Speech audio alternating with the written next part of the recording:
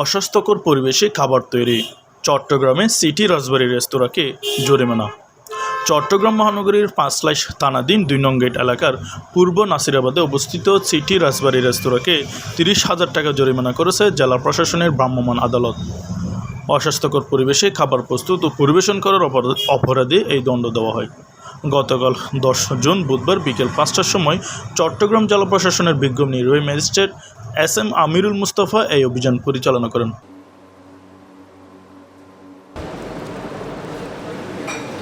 রানিংয়ের ইয়ার মধ্যে তো সব নেই তো, রানিংও সব নেই।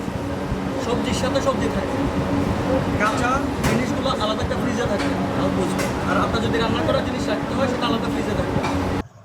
অভিযান সূত্রে জানা যায়, রেস্তোরাঁটির রান্নাঘর ও আশপাশের পরিবেশ ছিল অত্যন্ত নোংরা ও অপরিচ্ছন্ন।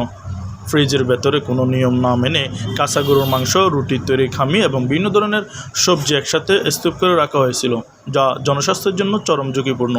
বিজ্ঞ নির্বাহী ম্যাজিস্ট্রেট জনাব SM আমিরুল মুস্তাফা জানান, অস্বাস্থ্যকর পরিবেশে এবং নোংরা রান্নাঘরে খাবার তৈরি ও সরবরাহের অপরাধে প্রতিষ্ঠানটিকে ভুক্ত অধিকার সংরক্ষণ আইন ২০০৯-এর ৫২ ধারা অনুযায়ী ৩০,০০০ টাকা অর্থদণ্ড কিনে খাচ্ছে উইথ পেমেন্ট। প্রচুর এখন আমার কথা হচ্ছে যে যদি আপনাদের কোনো ইস্যু থাকে পরিষ্কার পরিচ্ছন্নতা, তাহলে সেটা তো আপনাদের এখানে কোনো এক পাশে লিখে দেওয়া উচিত যে আমার এখানে আসলে আমরা কিচেনটা মেনটেন করতে পারি নানাবিধ কারণে।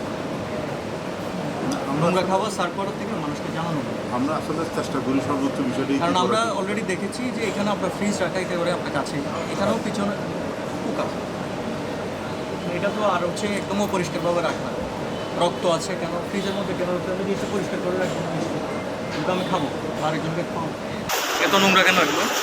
চট্টগ্রামের উদ্যোগে পান্ডাপুর জেলা প্রশাসক ও বিজ্ঞ জেলা ম্যাজিস্ট্রেট জনাব মোহাম্মদ জাহিদুল ইসলাম মিয়া স্যারের নির্দেশনা মোতাবেক ভ্রাম্যমাণ আদালত পরিচালনা করা হয়েছে।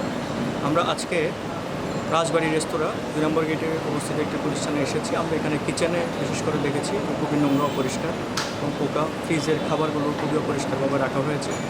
কাঁচা তরি তরকারি, সবজির সাথে মাছ, মাংস এবং রান্না করা আইটেম রাখা হয়েছে। আমরা বিষয়টাকে ভুক্ত অধিকার সংরক্ষণ আইন ২০০৯-এর ৫২ ধারা অনুযায়ী জীবন বা নিরাপত্তা বিপন্ন হয় এই ধারায় আমরা ৫২ ধারায় ৩০,০০০ টাকা অর্থদণ্ড আরোপ করেছি। সংশ্লিষ্ট প্রতিষ্ঠানের মালিক উনি উপস্থিত ছিলেন, আমাদের সাথে উপস্থিত আছেন।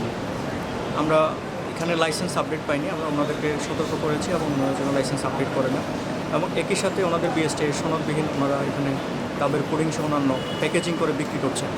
আমরা এ বিষয়ে সতর্ক করছি যেন ওরা লাইসেন্স দ্রুত সময়ের মধ্যে গ্রহণ করেন। আমাদের জেলা প্রশাসক স্যারের নির্দেশনা মোতাবেক এই অভিযান অব্যাহত থাকে। তিনি আরও উল্লেখ করেন, চট্টগ্রামের সুযোগ্য জেলা প্রশাসক ও বিজ্ঞ জেলা ম্যাজিস্ট্রেট জনাব মোহাম্মদ জাহিদুল ইসলাম মিয়ার নির্দেশনা মোতাবেক নগরবাসীকে স্বাস্থ্যকর ও পরিচ্ছন্ন খাদ্য সরবরাহ নিশ্চিত করতে জেলা প্রশাসনের এই ধরনের জনস্বার্থমূলক অভিযানও ভবিষ্যতে অব্যাহত থাকবে। নিউজ ডেস্ক, চাটগাঁও সংবাদ।